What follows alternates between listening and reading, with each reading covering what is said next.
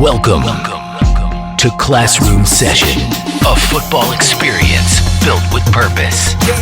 FC Game Changer and Footballer Life created this space to shape smarter players, stronger communities, and a better future for the game. Here, your growth fuels impact. Every session supports the Foundation Ball Donation Initiative, giving kids everywhere a chance to play. Let's dive in and build the future of football, one lesson at a time. Every rep, every drill got a purpose now. Focus like a laser when it's going down. Welcome back, everyone, to Classroom Session. As you all know, we're going to open this up with our sponsor of the day. Today's Classroom Session is brought to you by Beyond Post. Dave, go ahead and talk a little bit more about Beyond Post and what they do. Beyond Pulse is one of our partners. They are a wearable technology company. We know them well, and they actually sponsored our first show, so we're excited to have them on again. The big thing about, they're in different sports, but, they're focused in soccer. I think mostly that's their biggest market. And so, it's wearable technology. It's simple to use. They have 10 data points that you get off the band that you're wearing. The thing that I like the most about it is that it has a battery so you don't have to like collect them all after each training session and plug them in. The kids can keep it like a shin guard or whatever, and they just throw it in their bag. And then when they are training on their own, it actually will send an email to the coach, some stats around what they had done, but also they get a dashboard that, gives you information on the training session with the team. It's simple to use. We obviously have a lot of people that we deal with in Africa and other areas, and having the battery technology is a big difference than having to plug it in. And it lasts, I think, 2 years, the batteries. So, wow. It's a lot simpler to use. So anyway, they're a great partner of ours, and we're excited that they're sponsoring this episode. And we can't forget, right? Beyond Post will be donating 5 balls to an academy, but we can't tell you until the end. And these 5 balls, Dave, do you have the ball in front of you? Oh, yeah, I do, actually.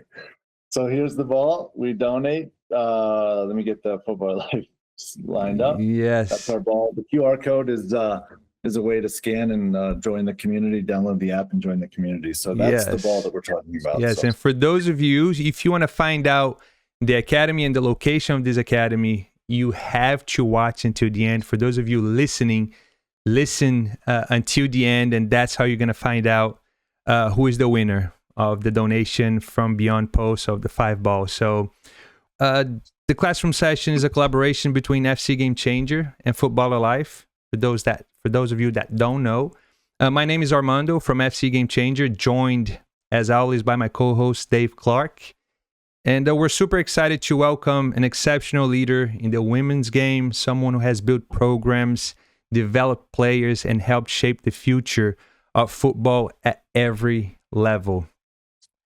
Our guest is Julie Davis Carlson, a former director of operations for Clemson University Women's Soccer and current head coach of Greenville Liberty, the USLW League team launched by the Greenville Triumph organization. So, Julie, we're super excited for this, and we can't wait to start talking and learning everything from you. Welcome to the show. Thank you for having me. It's an honor. Appreciate it. Let's take us back to the beginning. What first drew you to soccer, and when did you realize coaching was your calling? Well, we'll try won't do the years with math, but I would say over 30 years ago, I actually got into youth coaching when I was a student athlete at Wright State University. I was asked by our grad assistant to assist her in an ODP program coaching youth boys. And that's kind of how it launched.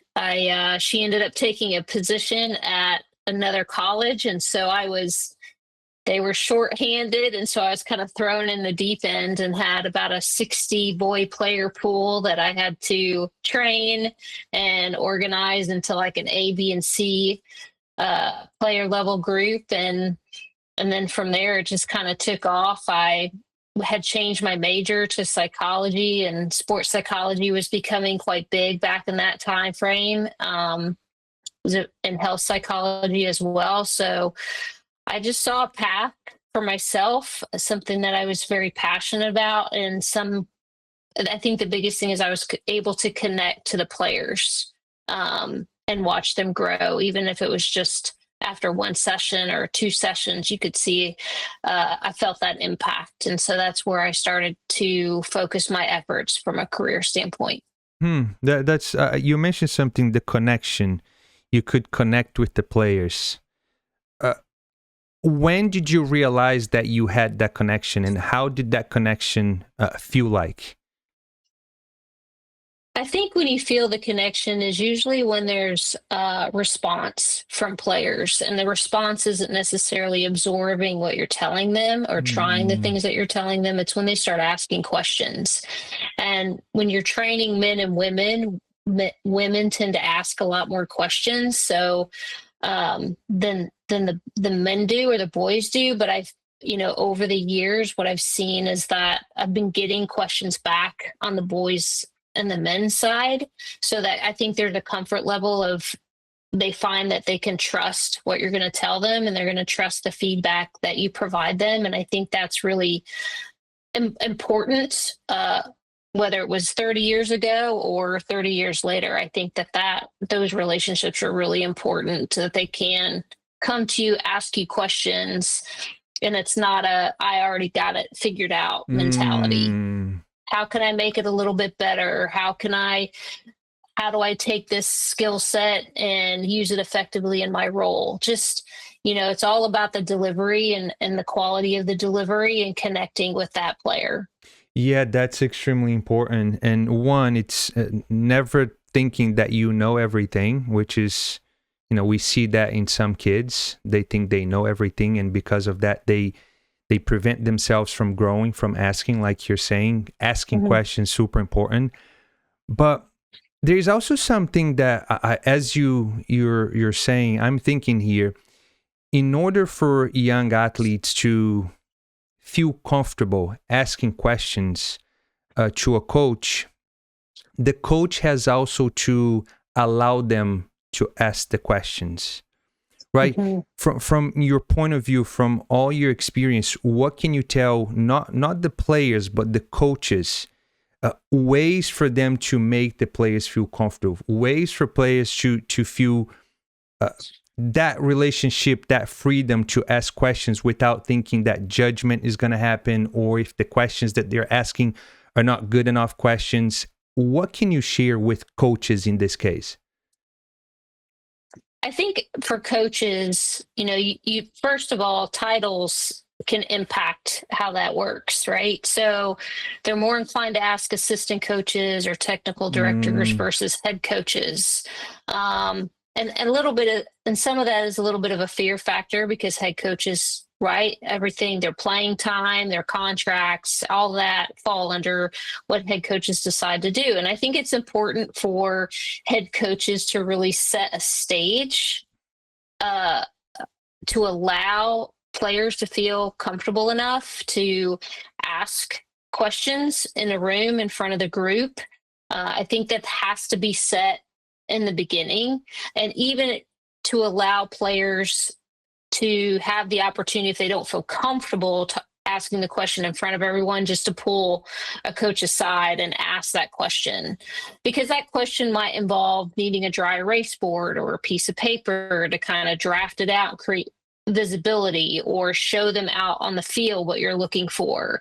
And so I think it's just really important that coaches set that stage of making players feel that is an option and is available to them.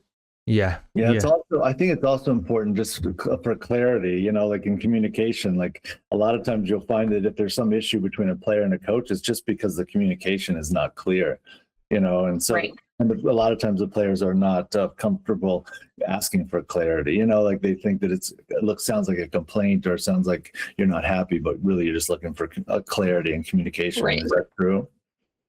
Absolutely. I think a lot of times, I deliver something and it comes off to, let's say, 75% of players get it, but there might be this other percentage that didn't quite follow. So you may have to redirect the answer differently to make sure that everybody's on the same page. And so everybody absorbs information differently at different levels, from a 12-year-old to a 16-year-old to a 18-year-old, that teaching environment is different. The language can be a little bit different, and you've got to also figure out what, drives players. Is it they get the message to the group, or do they need a little bit more, maybe 1v1 or small group, right? You bring in all your forwards together, your midfielders and your defenders, and maybe some of those messages are positional specific and a little bit different in that way. Yeah, no, that's very interesting. That's very interesting. So when you started coaching, what was the age group? So the initial age group was under 12 boys, and then from there I met a club director and ended up being hired on to coach an under 15 girls team, and then I ended up taking on an under 18 boys team. And I was still playing in college, but that was like my job on the side. We won't talk about its impact academically on me, but I was doing boys and girls, and it's obviously there's stories behind how all of that developed, but it all ultimately gave me my first college career job through the connections that I had working with the boys team. To be honest. I see. Yeah. So would you say that in the beginning you had a little bit more experience and exposure to coaching boys? Yeah. I think fundamentally, yes. I think at the time there was more boys playing. There was more opportunities on the boys side, 30 years ago, which is obviously very different now with the girls and the women's side. But, there was more participation. And I think, too, when you're trying to come into coaching as an athlete, as a former athlete, you're competing. And so your brain is still very much operating at a very high competitive level. And it's different when you're coming into the women's side and coaching, even though the sport is the same. The information delivery might be a little bit different. Then you're kind of coming in a little bit more hardcore in some aspects with the boys side, especially an under 18 environment, and being a female on the sideline.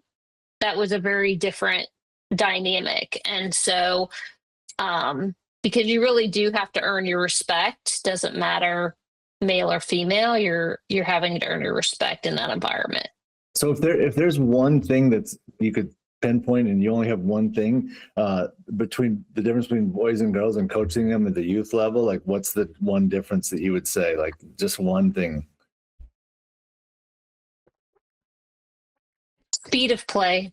And you had mentioned one before too, girls will ask more questions than the boys in that case. But yeah, speed of play, huh? Okay. The women's game, can be very fluid. You're coaching them to make decisions a little bit faster. A lot of times the boys' side's the opposite. You're trying to slow them down a little bit to create a bit of a rhythm. So I think there's definitely different tactical ways of working with both sides, but the game speed is different.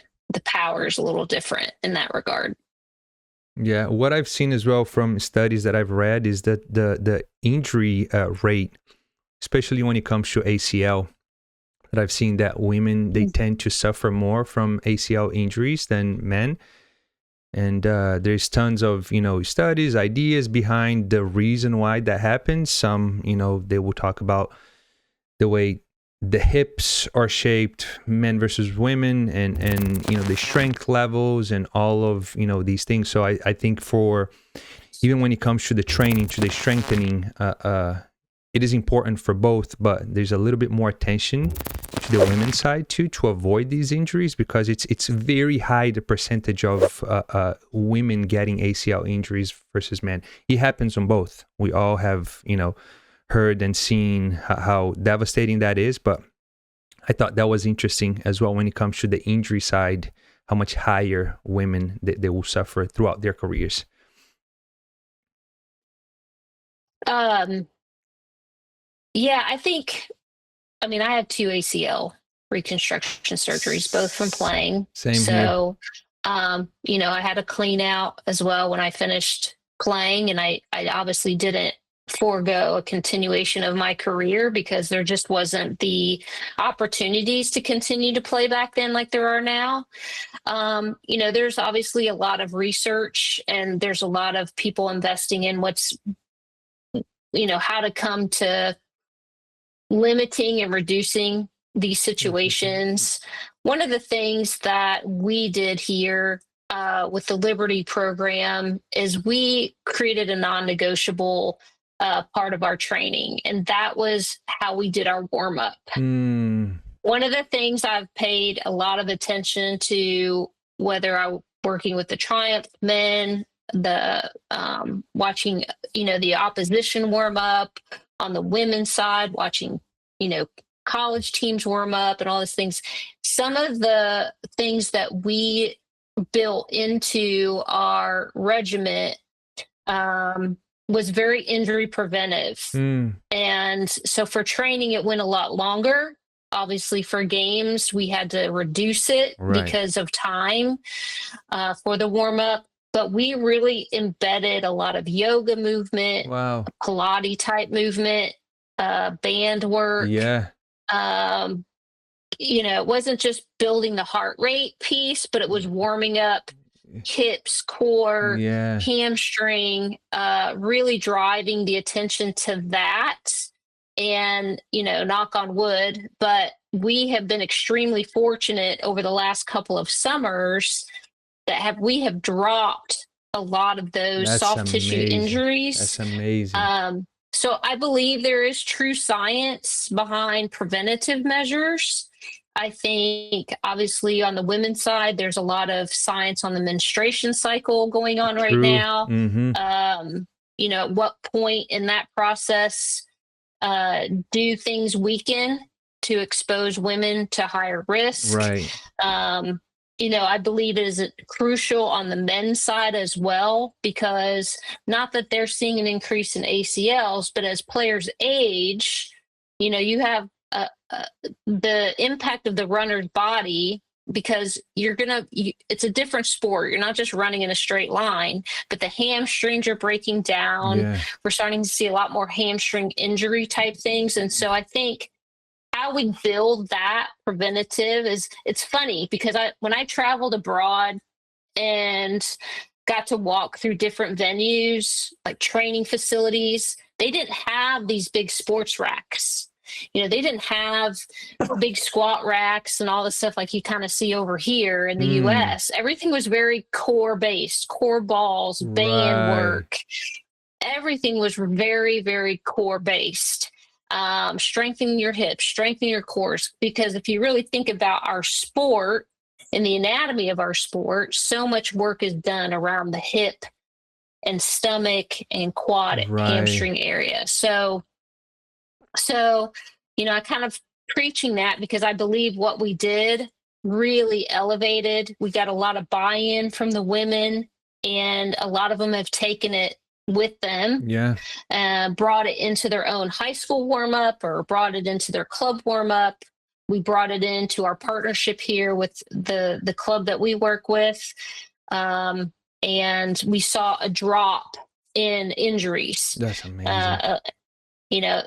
And so that's just been a piece of what we've done. And then the other side to this is overuse, just overtraining, kids thinking they've got to keep doing this and this and this to get better. And they're almost doing too much investment in it. Yeah. Wow. No, I absolutely love everything that you just shared. Yeah, no, because there's so like it's so You've important. been there, Armando. You've been there, right? With these injuries. Yeah, that's the reason we do this, because I want to make sure that we share things that, you know, I wish I knew back then. You know, Yep. if I had this conversation with you when I was 12, 13, 14, 15, you know, things would have been, we can't go back in time, but things would have been completely different, completely different. Like everything that you just said, there are things that I'm fascinated about. I read about this, you know, I have tons of books about that stuff. The latest on research. I work, you know, with physical therapists in town here. And like you, I've done 2 ACLs as well playing. Was it the same knee that you did? Yeah. No, both. Yeah, I did the same on the left One- side. Yeah, Yeah, so one these things are, I'm not going to say, yes, some things are out of our control, but there's a ton of stuff that we can do, that we can control to decrease. We can't prevent 100% injuries. That's just, you know, it can happen. It's just a sport.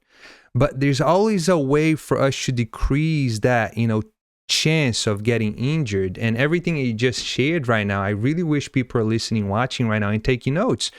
Because look, a simple, you know, I'm sure that you're not just implementing that specific warm-up. There are more behind this, but just by sharing that, you're telling us that you've seen, you know, the players reducing injury rate, which is, you know, that's awesome. Not only for you as a coach, for the team, but for the players, for their own lives too. Because like you mentioned that you had the injuries, and then, you know, things are not the way it is nowadays, but you didn't keep going. Myself, I almost had to stop as well, because 2 back to back. So yeah, this is extremely important. I really love what you said, and myself, I'm taking notes here too, because yeah, I've read the other day too that Stuart McGill, he's huge when it comes to, he's a doctor when it comes to biomechanics, strengthening, and all of that. He preaches, he says that so without proximal stability, there's no distal mobility. So he focused, like you said, just on core, hips, as much, you know, activation, strengthening to help with the distal parts of the human body, which you know, is basically what you've been doing. And there's simple things too these days that, you know, I didn't really focus on as a kid, was just staying hydrated. You know, like, I mean, it's like you go out and run around and you're sweaty and all that stuff, and you know, you just don't think about hydration. I didn't think about hydration much as a kid, but now, you know, it's like I drink water all day long, you know, and you realize that would have helped me back then. Huge. You know, it's just more hydration can, you know, reduce injuries too. Yeah. Well, and in addition to that, David, it's a nutrition piece, right? Yeah. So there's the value of hydration, but there's also, you know, what men and women need are different when it comes to nutrition. Especially like we talk to players about the menstruation cycle, like what certain things to eat and when, right? To help them higher protein intake. It's in some aspects, right? And it's, you know, it's not different for the men, because obviously but their bodies are just designed differently. And that's what we're all starting to find out, is that the needs of the sex are different, but nutrition becomes, you know, like what to eat, not just what to eat, but at what time to eat it and when to eat it, Right. you know, pre-training, post-training. Julie, what's your go-to resource on something like that? Like if you were to say, hey, you know, for someone listening, like, or watching, what would you go to like research that? Like, is there a certain book that you reflect on, or is there a certain place to go, or do you just have to go on and just look it up on? Well, I've learned a lot from just bringing in resources from the outside, like nutritionists at your local hospitals. You know, we were able to connect with a nutritionist who was doing a lot of her doctoral work on the menstruation cycle, and got her to come in and work with some of our youth, as well as our women's pre-pro structure, just to talk about, she had a topic, you know, because, you know, again, you're coming in and doing a presentation on something. You don't want to talk for so long because you lose them, but providing them ways to, like, even if it's just simple, like, hey, here's some easy recipes you can take home and try. And so for me, it was bringing in someone who specialized in that area, they're listening to somebody different. They're hearing from a different voice, someone who specializes in the area, and then comes in and hits those topics and allows that person to be a resource, to the players, whether it's collectively or, if they just want to reach out to them individually and ask confidential questions. But that was the direction we did. We worked with our health industry here locally and found some people that we were able to connect to and bring in to talk to the players.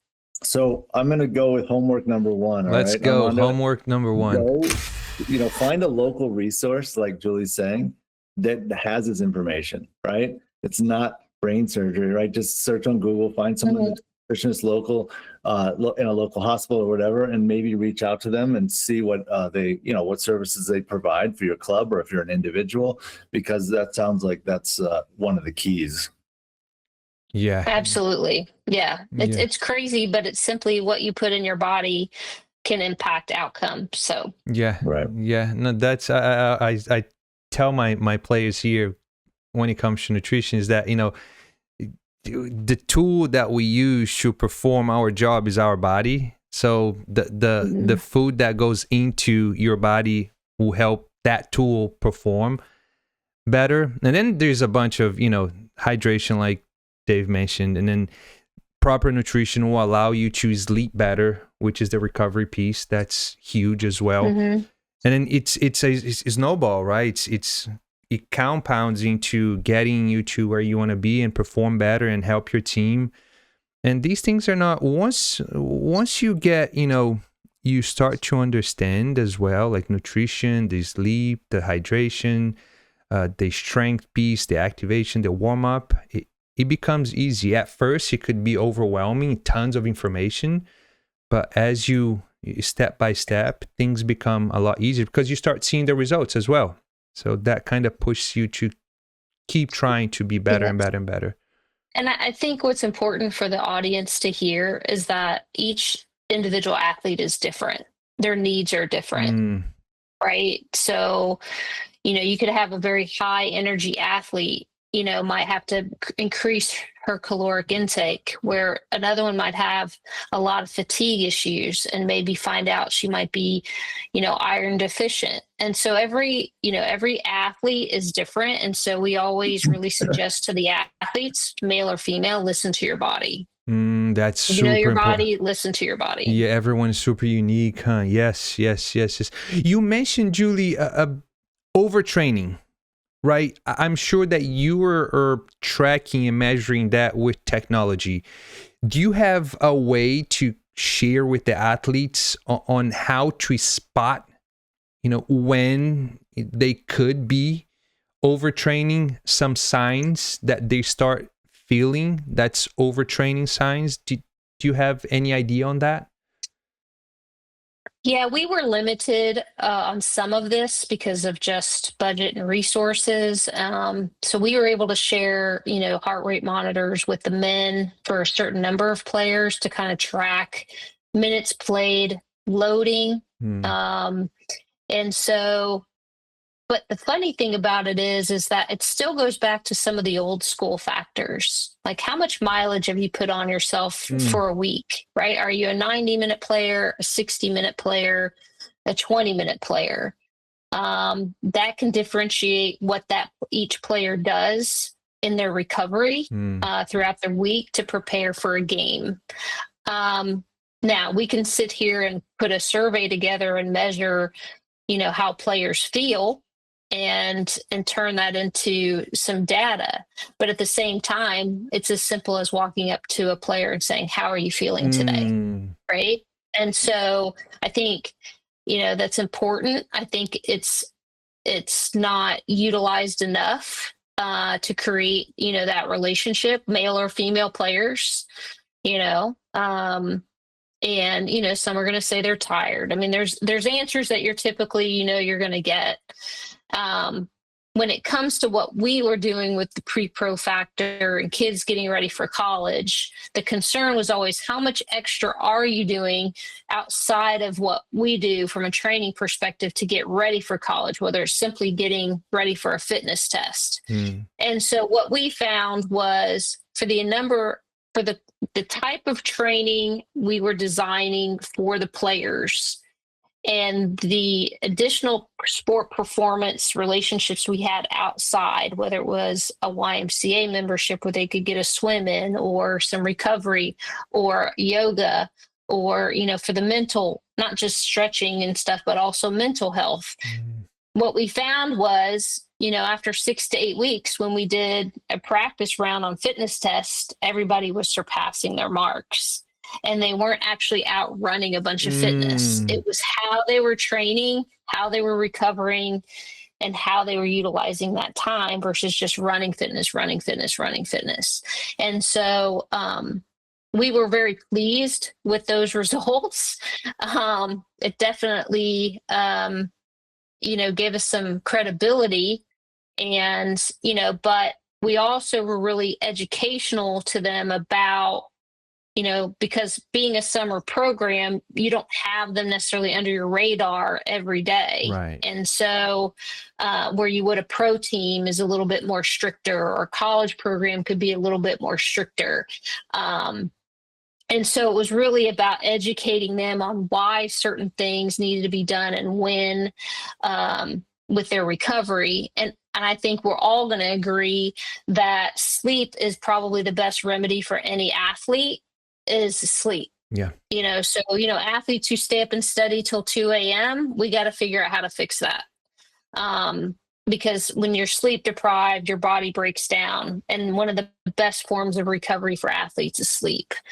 And so, and there's tools out there that measure that. There's colleges that, that have those kinds of funds that can measure sleep hours, and it's simple as how many hours of sleep did you get? Are you getting between 8 and 9 hours of sleep versus 4 or 5 hours of sleep? Yeah. The other side to this is also how much social media they sit in on, the blue screen, how long are they on their computers and their laptops?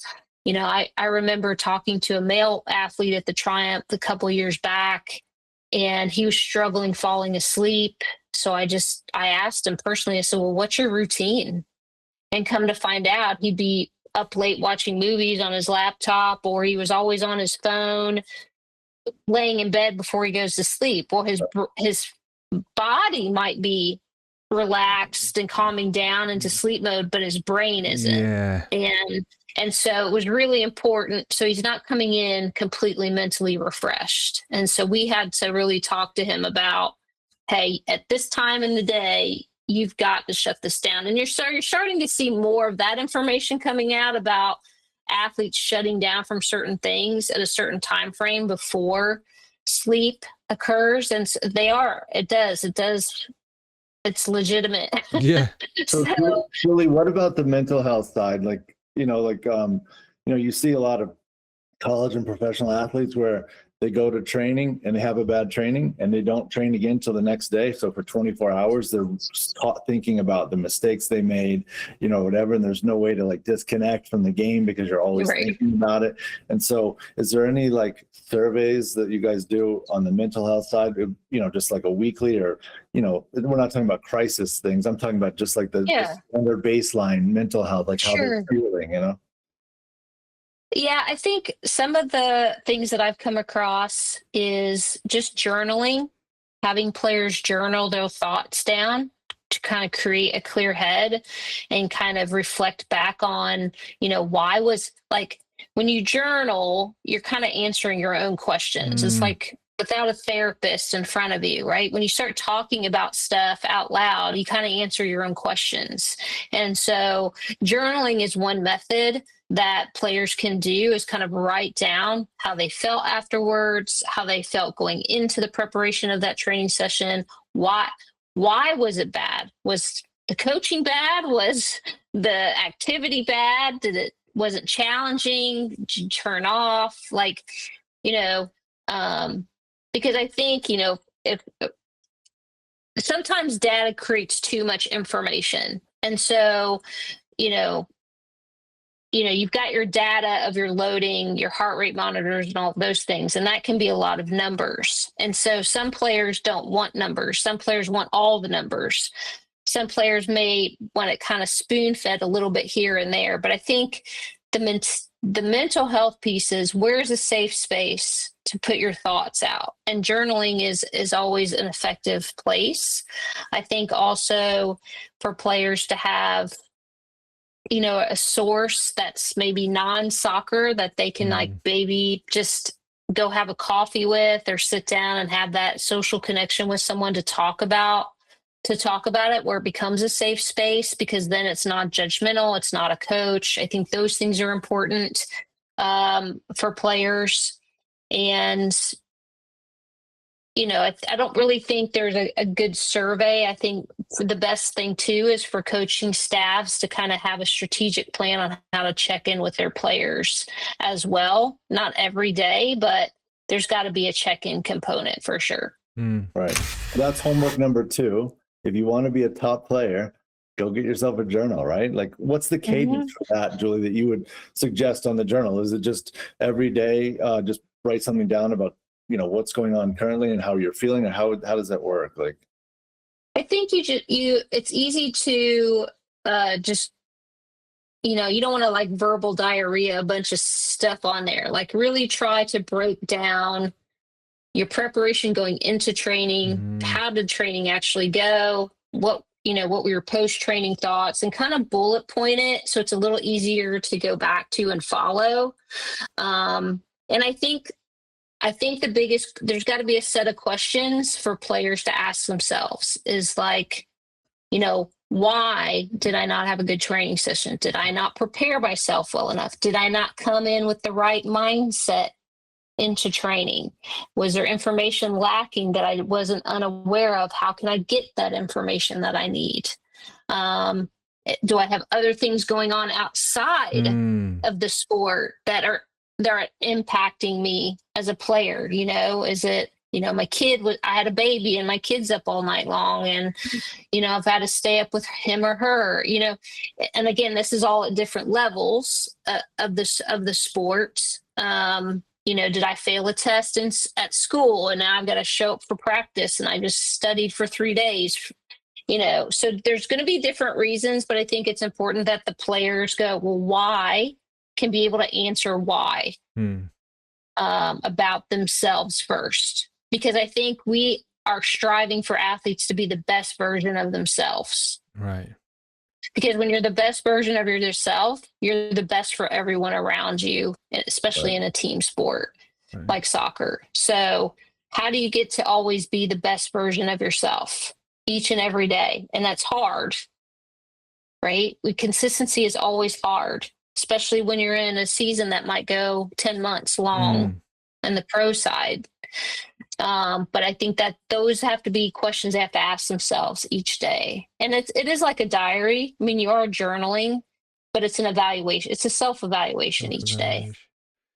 Yeah. right. I would imagine that, Julie, you can also go back, because players go in good form and bad form, and you can probably go back when you're in good form and look at your thought processes and what you were thinking and how you were feeling at that point, and say, how do I get back to that? Right. Absolutely. I think it's important for players to design an individual development plan with their coaching staff. Yeah. No, this is so interesting, because I think that this is more for the younger athletes here. They just think of the game. They want to improve on soccer specific things, forgetting about all these other things that we're talking about: the mindset, the strength, the nutrition, the sleep, hydration, all of it. And they just tend to focus on, how can I get better at sprinting? How can I get better at dribbling? Just soccer specific stuff. Right? Julie's never mentioned shooting, dribbling, anything in this whole conversation. No, exactly. It's such a small piece, isn't it, of the puzzle? But everyone focuses on, did I score? Like, I mean, in training or whatever. But really, it's a lot of other things, right? Yeah. Oh, yeah, absolutely. I think that we still go back in our sport. even at the pro side, you're still going back and talking about 1v1 defending. You're still going back and talking about the 60-yard service or the set piece service or the possession percentage and the quality of possession, right? When you get those numbers back and your two center backs are not winning headers, and these are center backs, right? What's the dominant factor of a center back at the highest level? They have to be good in the air. Right. And so when you start looking at numbers, and we're comparing numbers, which we don't always have in the youth game, but it is, you're still perfecting these things to be the best version of what position that you play. And I think, players can go and they can shoot at a net 30,000 times, and get private lessons and shoot 30,000 times. What I see is that, well, when you come into my environment and we're training, you're not able to get a shot off because you're not able to do it under pressure. And so it's important that the training that the players are getting is realistic to the role that they're trying to develop. Yes, a lot of things can improve on technique and things can really progress for them technical wise, whether it's my footwork, whether it's my passing technique, whether it's my finishing technique. But when it comes down to the game, playing 3v3, playing 4v4, playing 5v5 is the best growth for players because you're doing things and having to make problem-solving decisions under pressure. And that's from the youth game all the way up. Yeah, no, this is so. Would you say that as you get to the pro level, the players are thinking a little bit more about these things that we're talking about, the mindset, the strength, the nutrition, the sleep, because that's basically their job, right? Would you say that they pay attention to all of those things versus the youth, the young athletes? Yeah, I think they're more self-aware, right? You're being paid to perform. So I think when you get to that level, you have to be much more self-aware of those areas. But we still have to engage them by focusing on the individual player development within the sport aspect, right? Because a lot of times I think what's happening kind of like in the youth game is that we've, coaches have tended to focus on what formation we're playing versus like, well, we're going to play this formation, but here's your role within this formation. I don't think that changes when you get into the pro side, right? You still have a center forward responsibility. That responsibility is offensive and defensive. It's in transition, offense to defense, defense to offense in transition.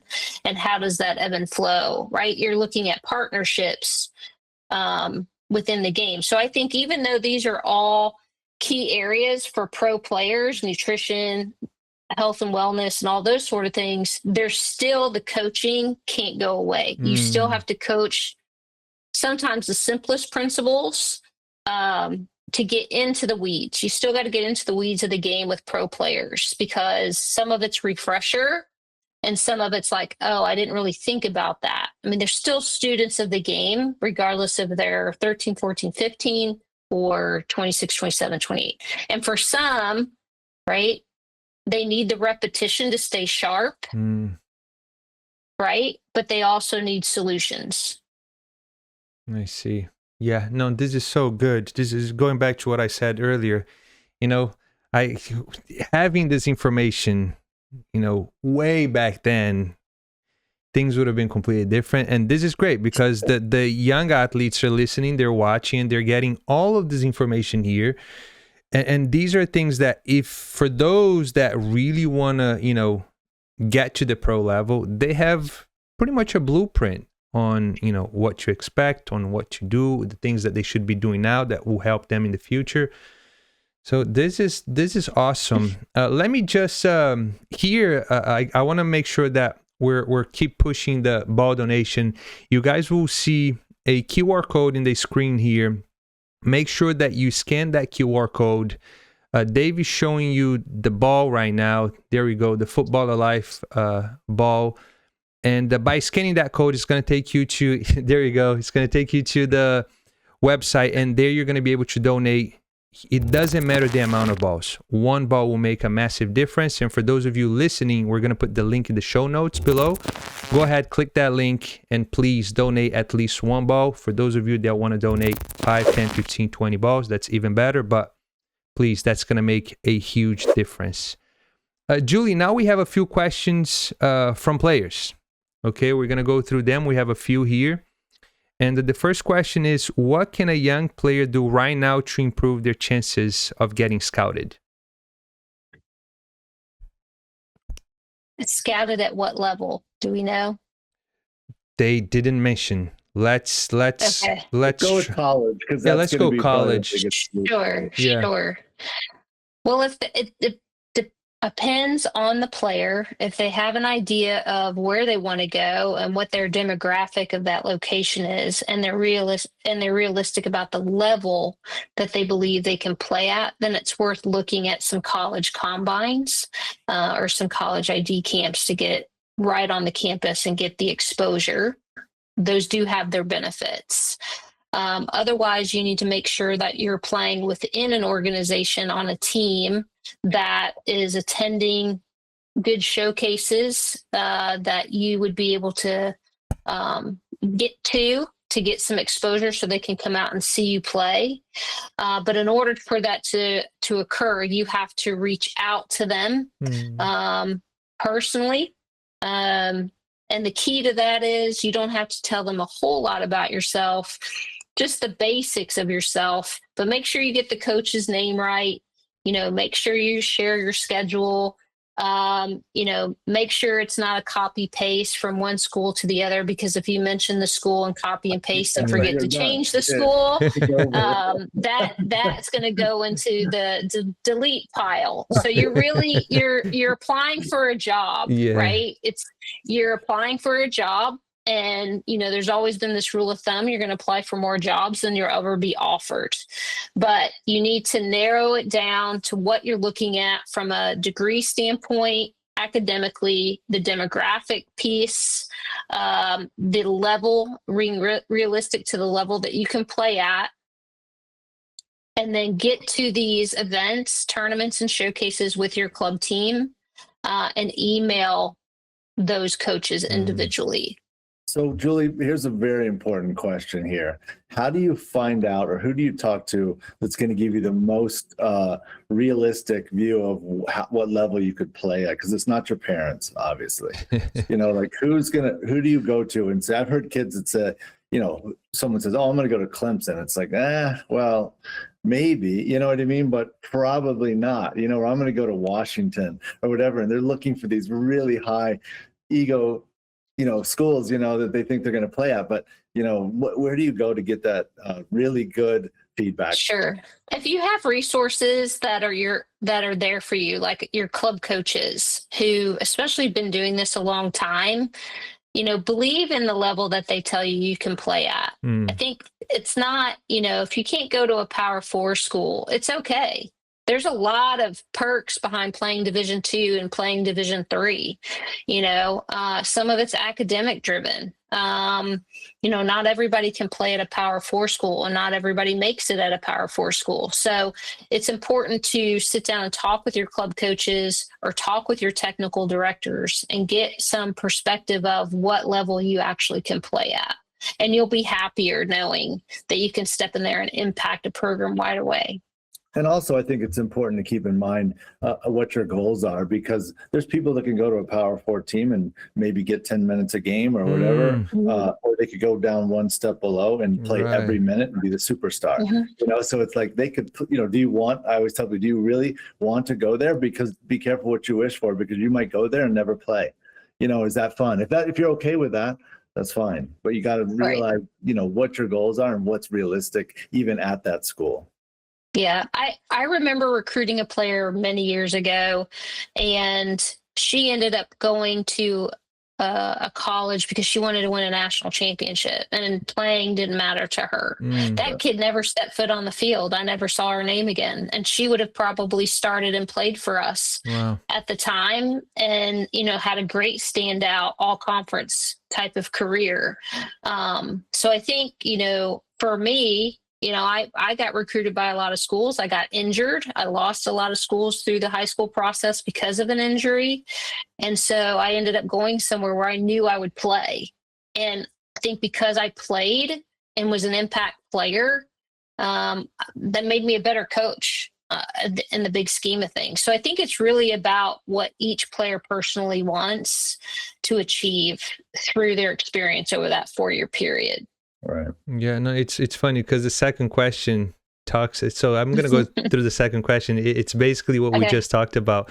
So the second question is, does it really matter what college level you play at? D1, D2, D3, NAIA?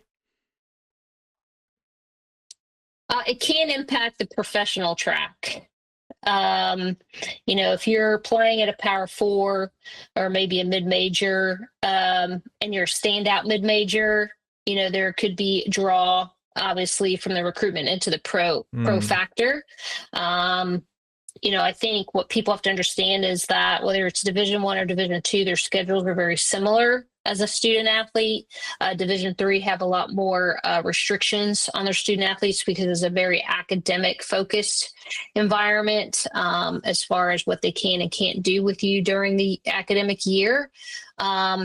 If pro is in your sights, then and you go Division II or go to Division III, there's a good chance you're coming in for a trial. You're still having to get an agent and coming in on trial. So it doesn't reduce your chances. It just makes the path maybe a little bit more difficult. But I think a lot of it too is, I've seen players thrive at Division III and eventually go pro, or they went to medical school. And so, part of it is setting yourself up if soccer wasn't there for you. Okay. Because there's no guarantee, and playing professionally is still a very small percentage in this country and worldwide. But, what are you doing academically to set yourself up if soccer wasn't there for you? Right. Right. I think you got to step out of that athlete shell for a minute and say, what would I like to do? Do I want to go to pre-med? Does it have what I want? Do I want to go to law school? All of those things that set me up for that right path. Right. Next question. What separates players who make it to the next level from those who don't?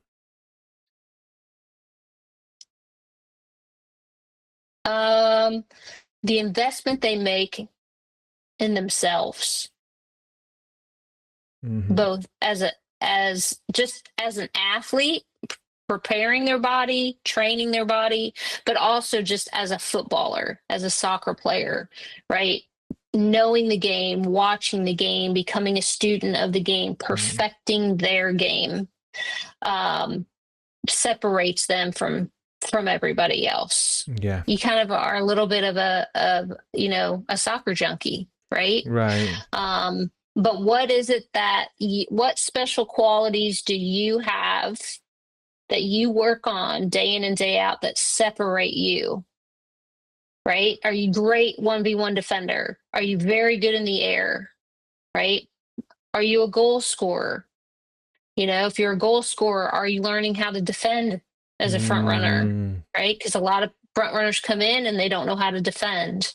So you're working on both sides of your game, and how does that separate you from everybody else? There's a separational factor. Armando, I heard a really interesting comment from a guy that was at Phoenix Rising when Didier Drogba, I think he might still be an owner there, but anyway, he played there for maybe a year or two. And so he was talking to the young players, and of course he's a legend, and so he told the young players that you have to sacrifice. He's like, that's the only thing he can ever tell them. It's like, if people are going out on a Saturday night and you're staying home, it's like, if people are eating, whatever they want, you're focusing on nutrition. It's like, if you think you're ever going to make it as a pro and you don't sacrifice anything, it's not going to happen for you. And it was interesting that that's what he said. Was it just, you got to be prepared to sacrifice something? Yeah. I think for the younger athletes, it's something that if they really want to pursue, they have to sacrifice. But it's also a hard thing to tell a young, athlete to it's not that you need to be 100% with your diet all the time, all year long. It's not that you need to be focusing on sleeping 8 hours, 7 hours a night. But yeah, it's just making sure that they're listening to the importance of all of these things. And if that's something that they really want to pursue, sacrifices will have to happen. But then it's like a balance as well, letting them know that it's a balance. It's not fully 100%, because I feel like young athletes, they need to live as well. There's that life part of the game too, because they do need to live. They do need to go out with friends and after school and things like that. But yeah, I really like, the like you said, a soccer junkie, and learn as much as possible and be a well-rounded player that's going to separate themselves. Yeah, and it doesn't mean you're locking yourself in your room Right. and watching games all day. I mean, you do have to go out and enjoy life. That's part of the mental health. You do have to walk away and go have a coffee or a smoothie, or, do those things socially with your friends. It's just important you're making good choices. And, we all, as we get older, like, we all need socialization. We're human. It's part of it's part of being human. But like, I remember the captain of the women's national team many years ago. She was part of the 99ers, and she would tell you that she was a donkey. She wasn't very fast, right? She wasn't the fastest player on the field, but she was a center back. And you think, well, she has to have speed. No, she was very smart. She was very intelligent. She could read the game. She had great distribution, and she was good in the air, and she could lead. But her downside was she wasn't the fastest, but she had all these other qualities. So I think to separate yourself is, what are the qualities I bring that separate me going into the next level? And you continue to work on those. But that doesn't mean, cutting your social life or, doing those things to the extreme. Right. There's got to be a balance. Yeah. This next one is a very interesting question here. How important is mentality compared to talent? That's a good one. That's a really good one. There was a quote. We actually had it up in the Clemson team room, and I'm trying to make sure I can get the words right. But it's this thing where talent will only get you so far. But your mentality and your work ethic will take you further. I've seen a lot of talented players fall through the cracks because they didn't have those special gifts or that special quality that separated them. They didn't have the work ethic. A lot of times I'd rather have a player who works harder than anybody else on the team. Maybe isn't necessarily the best passer of the ball, but I know she is going to work. Right. She's going to raise the training session. She's going to raise the energy level on the field. She's going to make up for when she's lost the ball. There's that mentality. Like, how do they respond when the ball's lost? Are they so talented and they think they're so talented? There's like, oh, well, somebody else will get it back and then give it to me. Or is it like, no, I'm going to turn around and I'm going to bust my tail to get back and win it back? Those are the separating factors that separate pros. Separate an athlete from another athlete, from talent, so you don't have to have all the talent. I mean, talent helps, but you've got to have the right mentality, the right commitment, the right work ethic that separates you, or the talent's not going to take you anywhere else. This is great. This is really, really good. When I saw this question here, I saw that this is an interesting and good one, but the answer even better, because oh my God. Yeah. Oh yeah. I mean, I've had in my pre-pro, I've had some very talented players, and they're just lazy. Yeah. They're just lazy, and it's just like, you're only, you got to get out of your 10 by 10 box. You got to move out of a 10 by 10 box. There's 180 by whatever it is, 120 by 80 on the field. So we got a lot of running we got to do. Wow. No, this is really good. I really hope everyone's listening and watching and taking notes, because this is really good information here. Really good information here. The next one here, I think we've talked about this a little bit, but maybe we can go a little bit more in depth here. So what should players focus on during the off season to truly improve?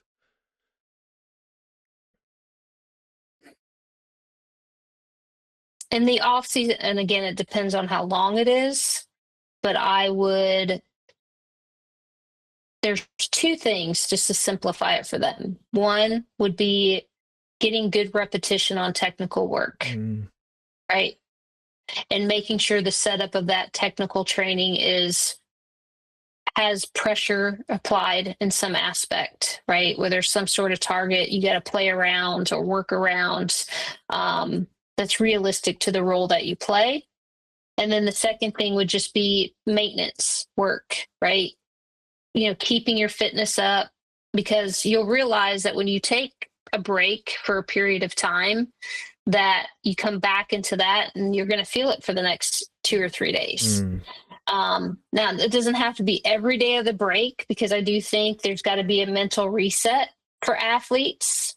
Go to the beach, right? Go on a family vacation, just step away from the game for a little while, right? Don't touch a ball, and just to reset the mentality. So those are actually not 2 points. Those are 3 points, but those would be the 3 points I would suggest.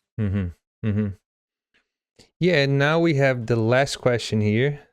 This one, it gets really more personal, because here's the question. If you, Julie, could give one piece of advice to your younger self as a player, what would it be? That's a deep one. Yeah. Yeah. Don't enjoy college too much. I would have said the same thing. Yeah. And then I would have hoped that what I know now on training athletes, players in our sport, especially women, I wish I had known that as a player. And could my career have gone a little bit different? Yeah. So. My God, isn't this amazing? Yeah. So now, look, now you're here with us, and we're sharing everything that to the younger athletes, and hopefully with this information, they can make better decisions. They can prepare themselves a little bit better, so they don't have to go through the things that we did. In this case here, let's call it the ACL injuries that we've had, and hopefully that won't happen. And because of that, they're going to become, achieve their potential. So no, this is awesome. This is really good. For those of you watching, make sure that you scan the QR code. It's going to take you to the website for you to donate a ball, the Footballer Life ball. These balls are going to academies in Africa, academies that they are in need. Dave, share with us here the numbers, right, in terms of academies, the players versus the amount of balls that they have. So we surveyed a lot of academies, mostly in East Africa, but we're talking about one ball per 60 players on average. Now that we've been distributing, a lot of the academies are down to one ball per 15 kids, but that's still bad. And we'll see people posting on our platform. Just the other day, an academy posted on our platform, and all the kids were running through cones and doing push-ups. No ball. No, they didn't have one ball. Yeah. And it's just like, it's crazy to even think, but it's the importance of one ball to these kids, even to a village. Like, we've gone to really remote areas in Western Kenya and given one ball to a village of 300 people, and it lifts the spirit of the whole group. Just one ball. So one ball, if you can donate one ball, it's a big impact. Don't think, I can only afford one ball. That's great. It's a huge impact. So anyway, it really is. It's fun. It's fun to see these balls rolling around. The U17 national team was training with them at the AFCON. The Women's Premier League. I have people calling me and messaging me. They said, do you know, in like far eastern Kenya, that the Women's Premier League, when we saw it on TV, they were playing with a Football Life ball. Nice. It's cool, That's right? awesome. Yeah. So Very it's like awesome. We're all, they're really spreading out, and people are noticing that, and so it's great. Yeah. So for those of you watching, go ahead and scan the QR code. Donate one one ball is making a huge difference, but if you want to donate 5, 10, 15, 20 balls, just feel free. You're going to help even more.